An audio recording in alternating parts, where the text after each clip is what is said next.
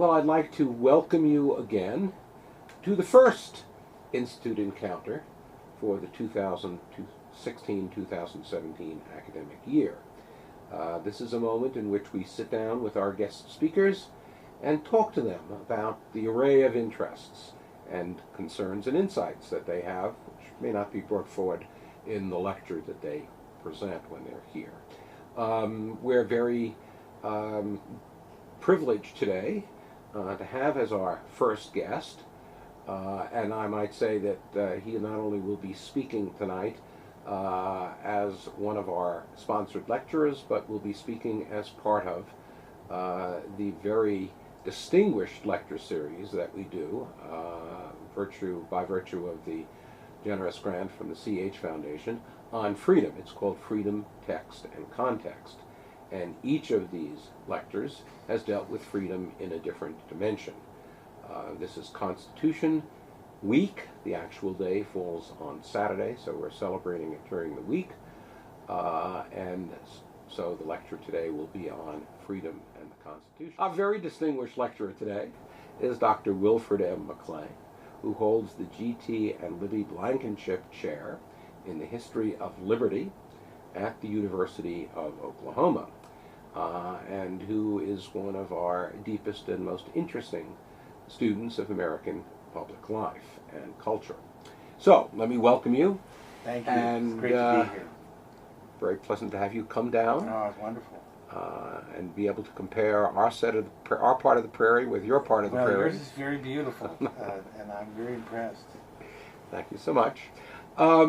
Let me just kind of begin by asking you about one of the things you've written on, and that is the state of contemporary liberalism in the United States. I know that's a kind of portmanteau word that contains many different meanings, but it is a phenomenon, intellectual phenomenon, that really has defined the American constitutional order for a long time in its various evolving permutations. And I think you feel that it's kind of come on hard times as of late, losing both its coherence and its energy. But would you like to expand on that a little bit? Oh, yeah. I think liberalism, it initially derived its force and meaning from the liberation of the individual from ecclesiastical and political authorities, so that, for example, people could engage in commerce, in business, in cultural activity, in a more free way, but presuming, I think, always the existence of institutions that had a normative character, that prescribed the limits of individual activity, and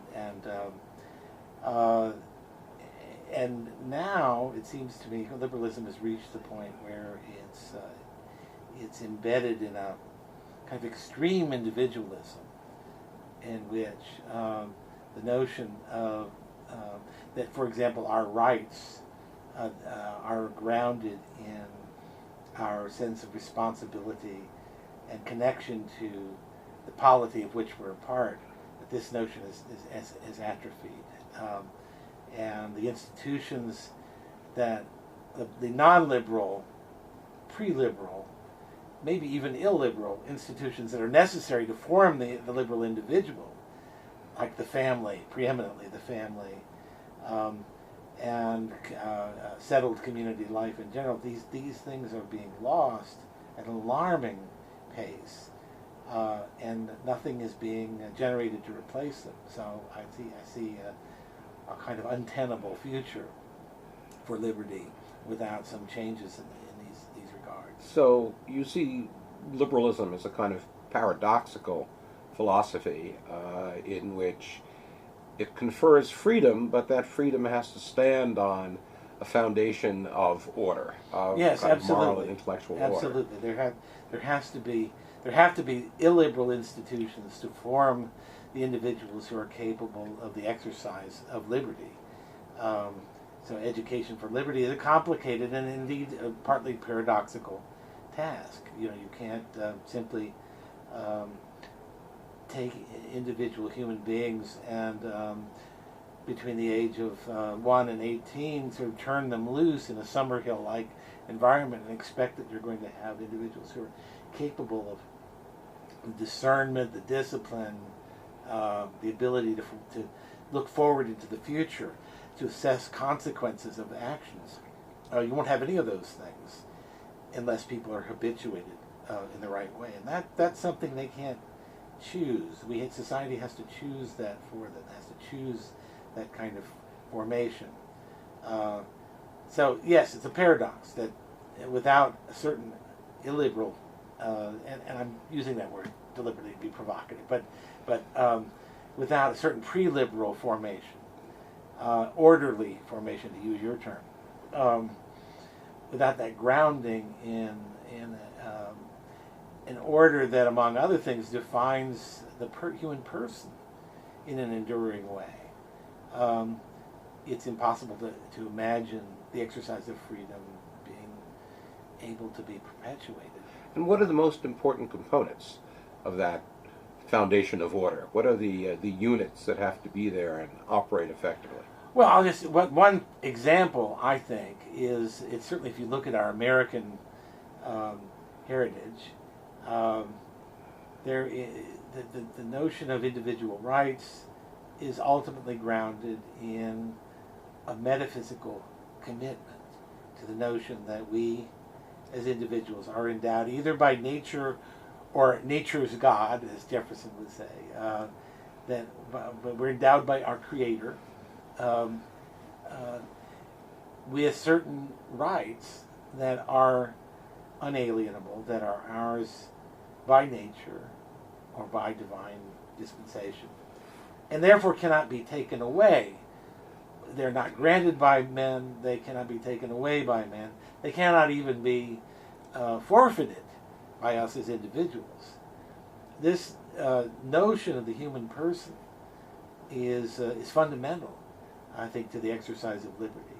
That liberty can't be something that is strictly a function of what a passing government thinks is appropriate for individuals to have. There has to be a deeper basis for it in the long run. You're almost saying there has to be a higher basis for well, it.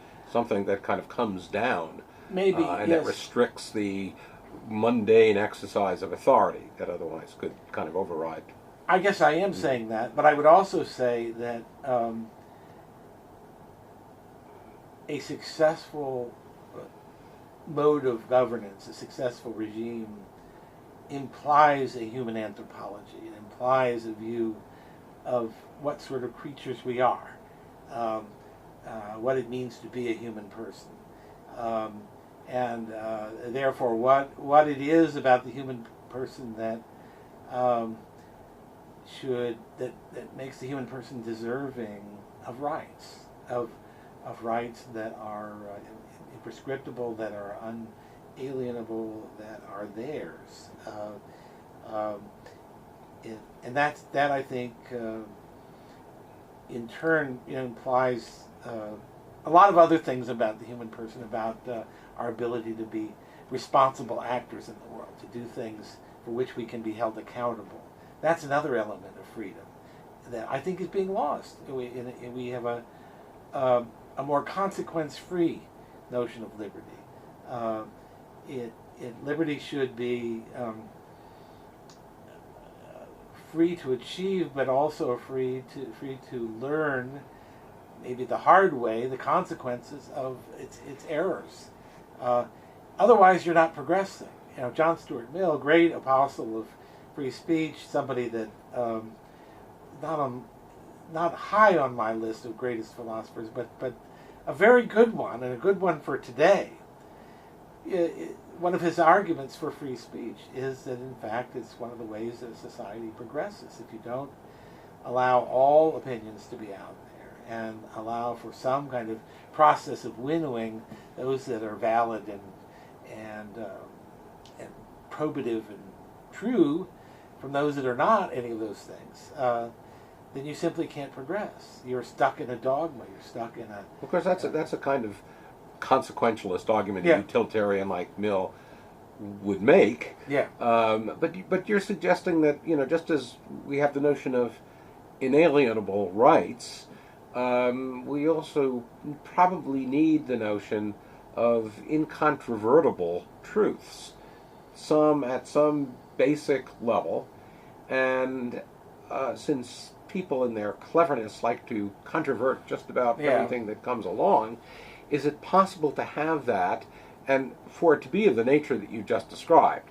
that there are Yes, certain yes. things that are born into us, that rights that we have as part of the nature of our being, that we possess a free will which gives us both dignity and responsibility? Is it possible to have a certitude about those things without religion mandating those particular beliefs? Well, I think it is. I think...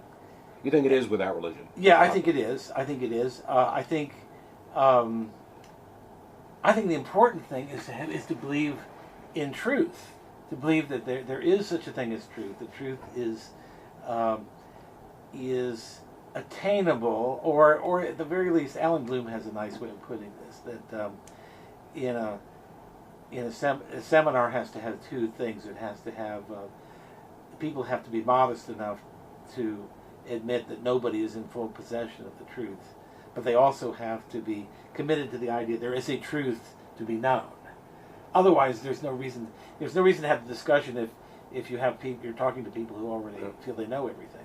But there's no reason to have the discussion if it's not moving in the direction of truth, and if there's no sense People of don't truth. think there's anything to know. Yeah, that's right. That's right. So I think George Santayana has a wonderful saying about liberty, to the effect that I won't get it exactly right, but he says that having liberty without restraints, without constraints, without a sort of grounding in order, is like the liberty to write a check for any amount without any concern to whether there's money in the bank to behind it. You can feel very good about. I'm not being as eloquent as Santayana here, but you can feel very good about the check that you've written. But will it be to any purpose? Will it have any kind of force if there's not the hard currency somewhere in the background to validate it, rather than causing it to bounce? And that's the liberty to sort of conjure fancy in a world without truth is not really Right, liberty. but Marxists of the old stripe believed that there was a truth that they had found, but the truth had nothing to do with the individual rights of the person or free choice or anything of that sort. Yes. It was a different kind of truth. So is that really enough? Oh no. I mean,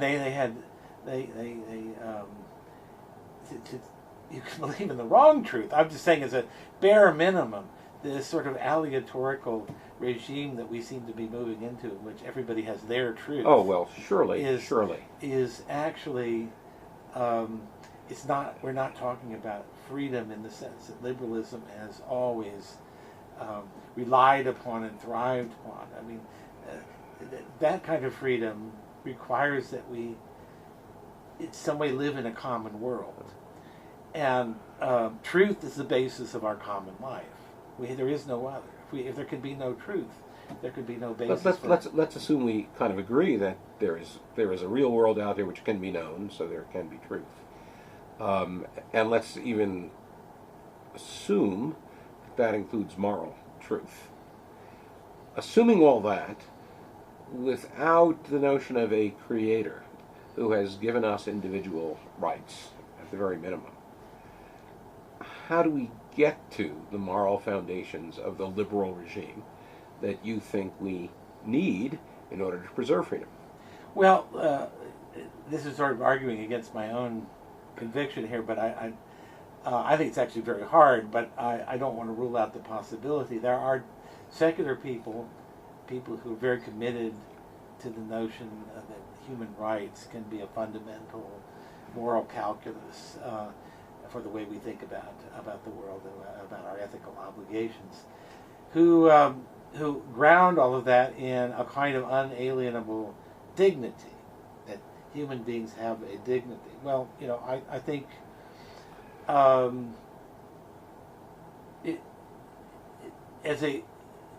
they're relying on the idea that if you can establish this as a powerful and pervasive enough convention that sort of everyone agrees that human beings have dignity, then it has the same force as the notion of a natural dignity or a God-given dignity without having to make metaphysical claims. I'm not convinced, but I'm not unwilling to entertain the thought that it might be possible. Because you might say that once existed, in the 18th century, in which, even relatively secular people, deists, but, somebody like Thomas Paine, didn't think that God was actively working in the world, may have created it, but he wasn't actively there, held that philosophy, and yet the consensus didn't get preserved. It eventually broke down. Yeah. But, I think people like Richard Rorty, in his latter years, he'd like to sort of imagine that Thomas Jefferson was a kind of early version of John Dewey, and that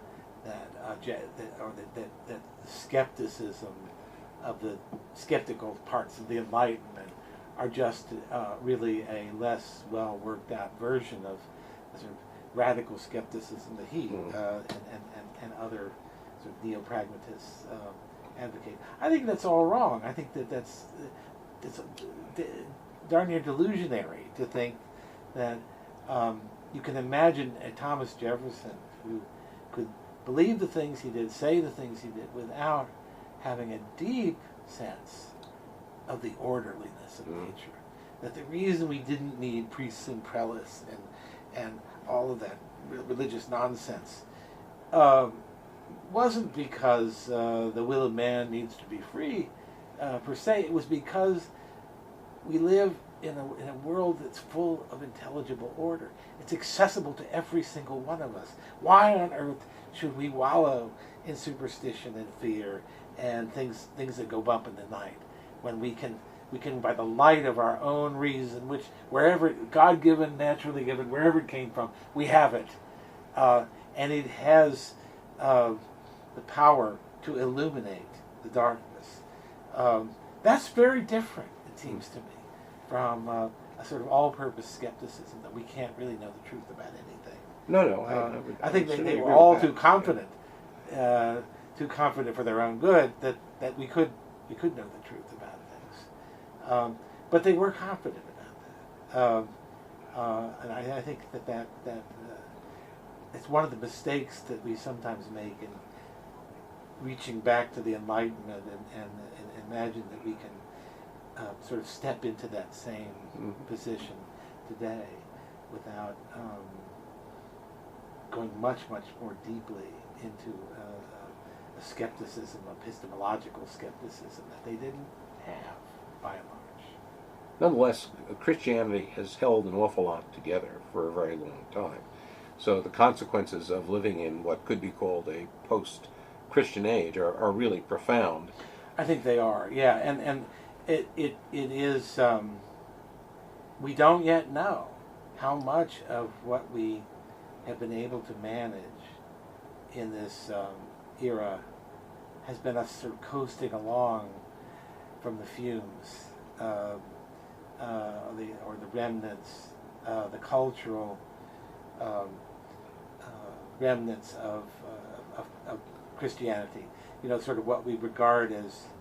I often think of this when I go to graduations and convocations and other academic events, all of which our sense of the ceremonial, our sense of the solemn, it's all grounded in the ecclesiastical practices of the Church of England. That's where all of these ceremonies come from. And isn't that curious? That nobody necessarily thinks that God is in heaven smiling when they're sitting through a graduation ceremony at Oberlin College. but not to pick on Oberlin particularly, but it just somehow came to my mind. But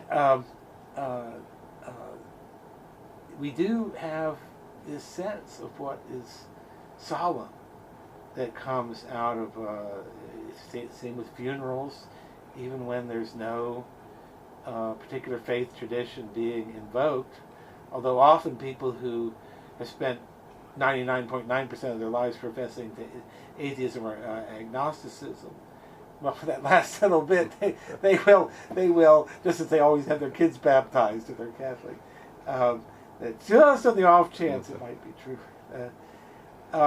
I'm making a joke out of it, but it's not a joke. It is, we have no way of knowing what it means, how different it is to be post-Christian as opposed to being pagan. People talk about this sort of repaganization of the world. Well, that's not by any means what's happening. What's happening is post-Christian, post-religious. And now people actually talk, and I'm one of them, about that we may be finding ourselves in a post-secular dispensation, where the inadequacies of secularism, which I think you've actually been making a case for, force us to rethink the claims of religion, even if we're not prepared to return to those religious faiths as they were understood before the Enlightenment, or before modern skepticism.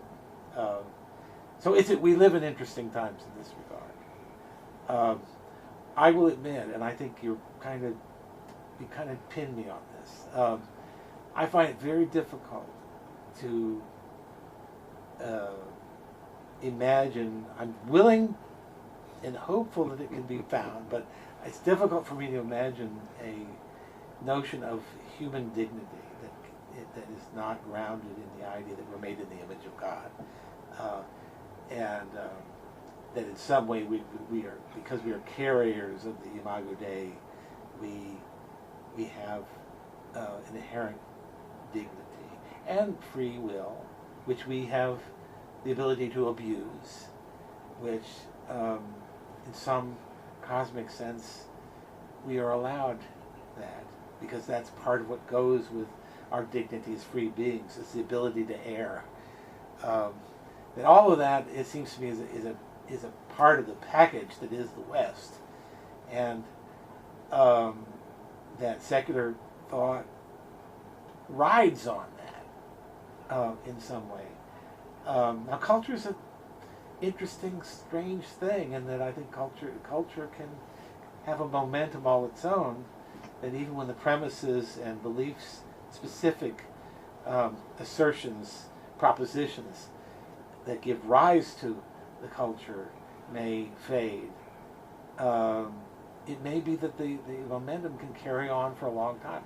I don't know. You know, you and I, and we all know nice people who have in every way behave like good folded hands Methodist American evangelical whatever, and yet the subject of religion comes up, they either say nothing or disavow any relationship to organized religion. I don't know what's going on there.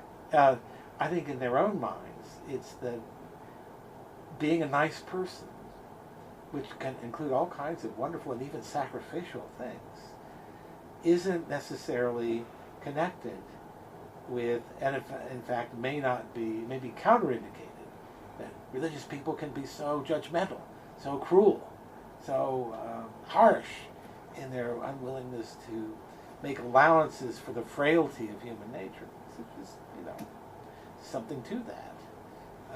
Absolutely. But at any rate, I think it's hard for me to imagine that can go on indefinitely. That if the basis of niceness is niceness, then as soon as there's a good reason not to be nice, and there are other sorts of pressures brought to bear, such as economic necessity, which could well be facing us. We seem to think, as people have thought in previous times, that we've transcended the problem of scarcity, and we haven't in any way. This could test the moral adequacy of a sort of tenetless, religionless niceness as the ethos of modern America. Well, you've written about some other kind of echoes of religion in contemporary American secular, even postmodern culture, and one of the things you've talked about is the pervasiveness and the appropriation for a variety of purposes of guilt. Yeah. That I guess you think that this is one of the guiltier ages in American history. Well, I think it's Guilt-ridden is probably. yeah, guilt-ridden. I mean, it's important to distinguish between guilt as an emotion and guilt as a forensic. You are guilty or you feel guilty, and I think you're mainly asking about the feeling. Yeah, I'm fascinated by the degree to which guilt is a factor in large-scale events in our lifetime. And I will offer just one example, and one could use many. Why on earth is Angela Merkel letting 1 million immigrants into her country who are they have no way of assimilating? They don't even really have the means to provide them with employment from Muslim countries. It makes no sense, and yet it does make sense if you think of it in terms of what I call the economy of guilt. Germany, of all modern European nations, has the most to prove in its own mind and in the mind of others. It has 2 world wars, to be uncharitable and blame the first on the Germans too, which I actually don't, but 2 world wars that they're to blame for, and it's just unprecedented carnage. The Germans have once again recovered and are the most powerful nation in Europe. Have they done enough penance for the things that they did wrong? Well, some think they have, many think they haven't. Angela Merkel is the daughter of a minister, Lutheran minister, has, I suspect, a strong moral sensibility that's inclining her toward the view that this will be a redemptive measure for Germany, to take in all these. This will show how transformed we are. This will show to the world our generosity, the depth of our conversion into a new kind of people. A kind of people that can be an example to the rest of the world, the rest of Europe certainly. And I think there are various theories that have been advanced about how well, because the German birth rate is so low, that they're going to need workers, and so I don't really think that that's what's motivating it. I think it's something closer to guilt, to a sense that that the Germany's guilt is so vast that it continues to need acts of expiation and atonement. Now, I've picked on Germany and Angela Merkel, but I think this is something that I believe, and I'm not happy about this, but I believe this is going to become more and more of a guilt and the inability to adequately do justice to it, to do penance for it. That this is going to become a greater and greater factor in particularly developed societies in the world to come.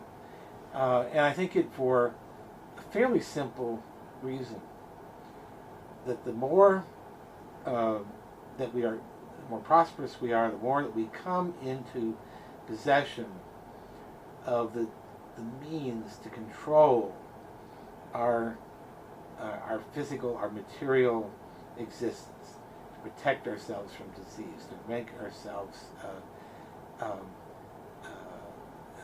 powerful and beautiful, and to cause changes in the world, because we know more and more about what causes the world's problems. So we know that we could alleviate them, and we have the ability. We can transport ourselves.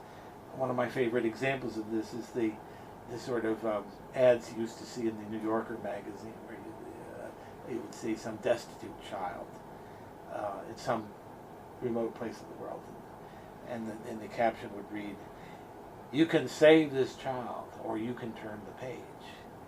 And for many of us, we looked at it and thought this was disgusting in its manipulation. But for a great many people who are probably morally more advanced than I am, it was a message that hit home, because in some sense it's true. I could drop everything, sell all I own, as Jesus said to the man in the crowd, and go and get on a plane, take everything I have to that child in whatever part of the world she was in, and help her. I could do that. In the 17th century, I would not have been able to do that. It simply would not have been physically possible. It is possible now. It would be crazy. It would be foolish. It would be squandering my resources, and probably be letting down other people in my life, producing a guilt over that.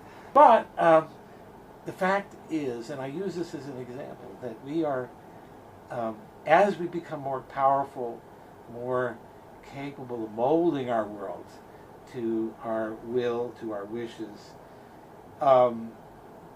we are more responsible for the remaining areas in which misfortune occurs. If our children grow up a little bit unhappy, well, 100 years ago that would have been, well, that's just, Johnny's different from other kids. No, now it would be something that I did wrong. So the more comfortable we are, the less we can tolerate. Well, that's true too. That's a little different. I'm saying the more that we have the power to change things, or believe we do, or believe we do. It's just as important that we believe that we do. The more that we are inevitably feel guilty for the things that we're not able to do, and the things that I'm going to give another example that hits closer to home, at least for me, is there might have been a time 40, 50 years ago when being overweight or various other kinds of physical ailments, we didn't really know what the cause was definitively.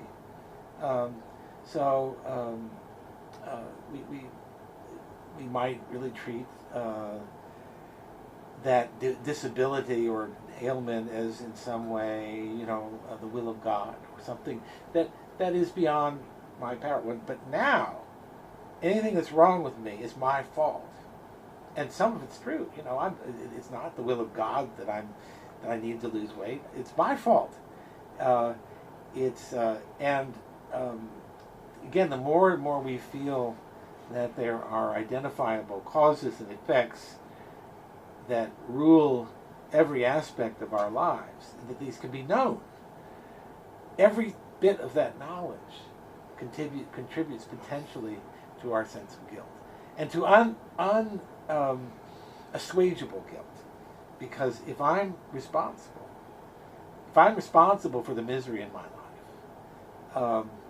I don't have anybody else to look to but myself.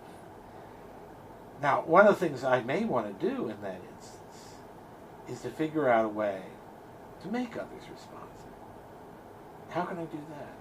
Well, one way to do it is to begin to understand myself as a victim. That I am the way I am, not by my choice, but because the choices of others, my parents or some other, dastardly entity, I was done wrong. my place of origin, my race, my gender, you know, on and on and on. All of these categories of victimization serve as moral boosters and morale boosters for those who might otherwise look at their sad state and say, gosh, I'm in a sad state, and it's all my fault. If I could say, I'm in a sad state, and it's all because of what you did. So it's a refuge from an overly acute sense of personal responsibility. And this acute sense of personal responsibility is more prominent in our time than I it think would have so. been earlier. Wouldn't, say people in 17th century Massachusetts, kind of Puritan forefathers, wouldn't they have had a more developed feeling of responsibility and because of the notion of their relationship to God than we do? Yes, that's quite possible, but they had one thing that we don't have, which we've been talking about not having, and that is a belief in metaphysics, and they believed that they had a savior. They believed, and that really in one way, a rather anthropological way to look at both Christianity and Judaism is that they are mechanisms for the alleviation of guilt. They produce guilt, as people so often argue, but they also provide the means to alleviate it. If you confess your sins, you're forgiven of them. If you make the proper atonement, then there is in place a process. It's a kind of transactional process. To go back to the Hebrew Bible, I mean, it sort of begins with the whole notion of sacrifice and the shedding of blood as a ritual act for the expiation of sin. Sin is something that must be paid. That's actually something really crucial that I think is missing often from modern religious conceptions. Sin is something that must be paid. It is the etymology of the word relates to the notion of debt. It's sin in German. The words for debt and sin are the same word. Or guilt and debt.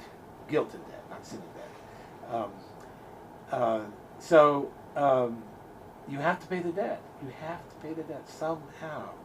And if you live in a world where you believe in the debt, but you don't believe in a way of paying the debt, then guilt begins to mount. Then the weight of guilt begins to mount. And I think this is another example of cultural momentum, that having a life of its own. I think the ethical and moral systems that we've inherited demand that we take responsibility for our actions.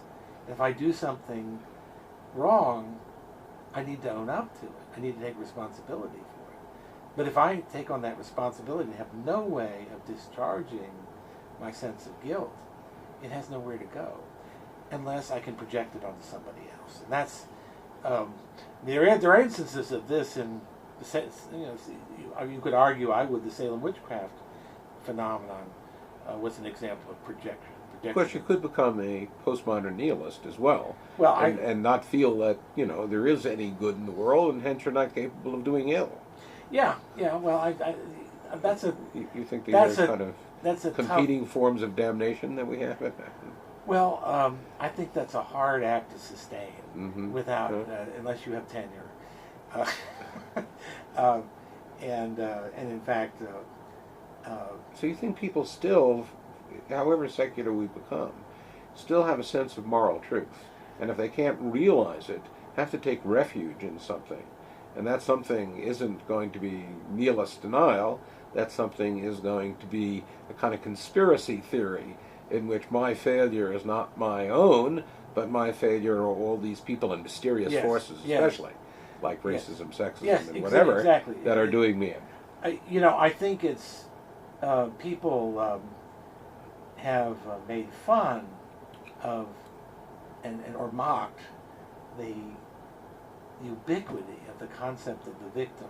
That I mean, really the notion of a victim as a cultural icon, almost a cultural hero, is something I think is absolutely unique to our times. If you went back to classical antiquity, I mean, the Romans didn't even particularly believe in humility.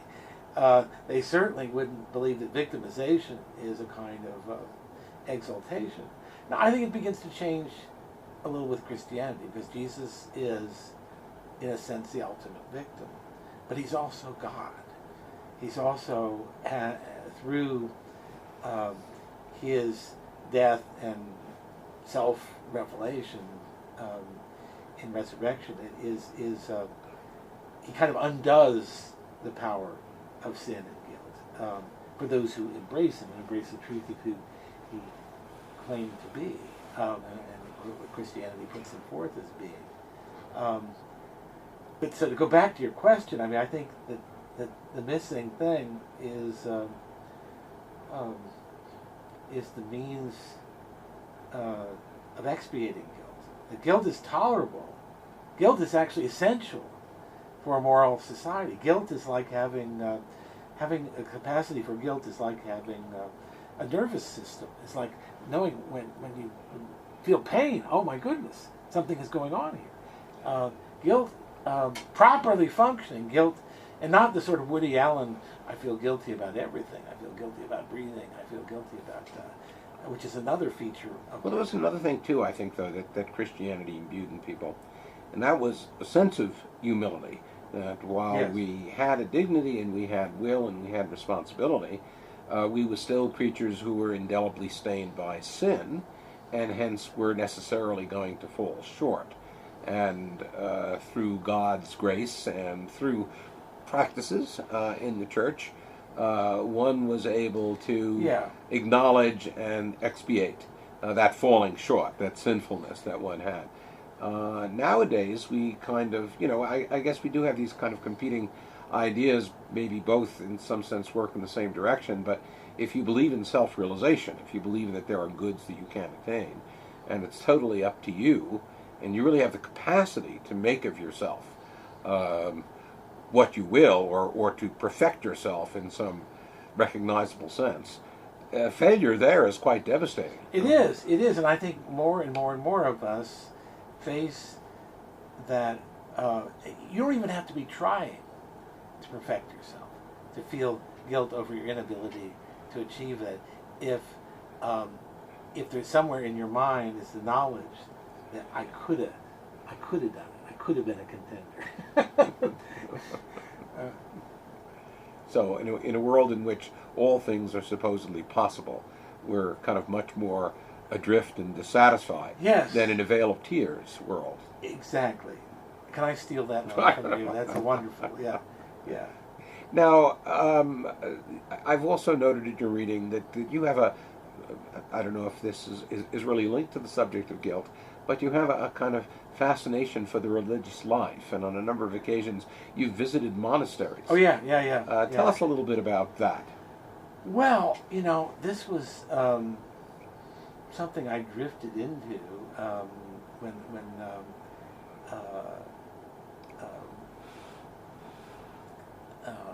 I was not even a believer in any sense. I had heard about a wonderful monastery near Santa Fe, actually quite way off the grid, as they say. And just getting there at the time I went there, when I moved back in the 1970s, was a harrowing experience. But the whole notion of a thoroughly consecrated life. There was something in the kind of chaos of I grew up. I missed the heart of the '60s, for better or worse. But the '70s were as much the '60s as we think the '60s.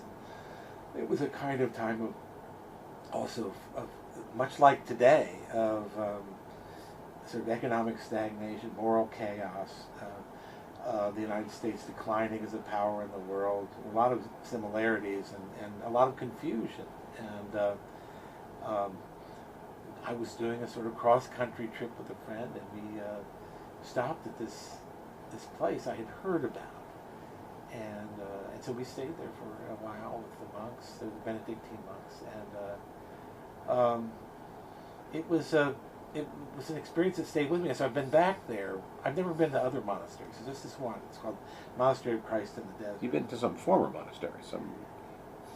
Oh yeah, In Turkey and. Yes, and in other places too. And how did they cope with the sense of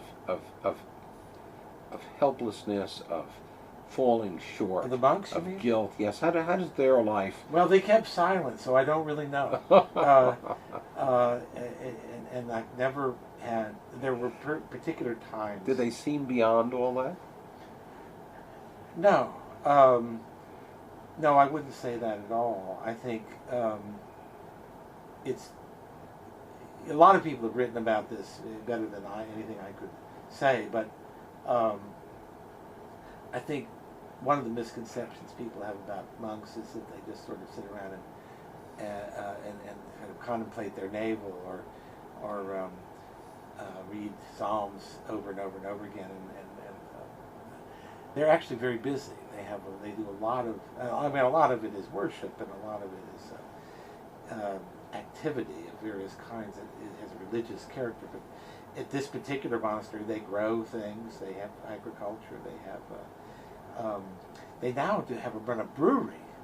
They brew an ale and a stout, as I recall. So, it's wheat beer and an ale. That's it.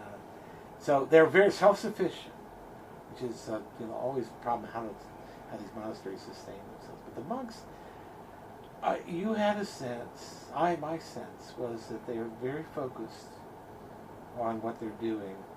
They're barely aware of us, who are visiting, and there's a bit of a cordon sanitaire between us, and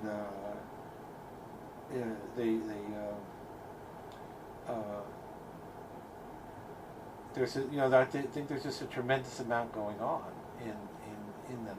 They don't necessarily seem to be entirely composed all the time, especially if you see them over a period of days. You realize there's and you think about what it's like to live the lives they live, as regimented as it is, as close quarters as it is. There are all kinds of disciplines that you would have to call upon to be able to survive that. Is there anything we can learn from them in our postmodern state? Oh yeah. And I think this notion of taking seriously, the things we do, the things we do to amuse ourselves, the things we do to edify ourselves, the food we eat, the way we eat it, the joy, which I think is palpable, even with all of this inner churning that I also sense, the joy of living a consecrated life, a life that's really dedicated to some particular end beyond yourself, is something that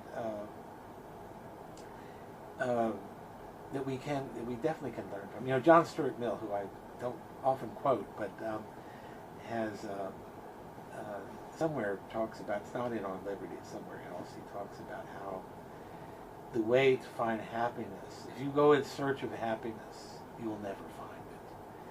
But if you go in search of something else, happiness will come to you along the way. That's a rather banal way of putting it compared to the profundity of what the monks do. But I think the lesson is that the kind of profound self-emptying that is part of the life they have chosen brings with it a joy that our self-obsessed, our selfie existence. To me, the selfie is somehow symbolic in this regard. It does not. It may seem to offer pleasure, but it doesn't offer joy. and that they have a path to joy that is certainly a path less traveled, but one that I'm certainly fascinated by and admiring of. Well, I think there's great wisdom there, and so let me close this interview by saying amen. Amen. Thank you. Thank you.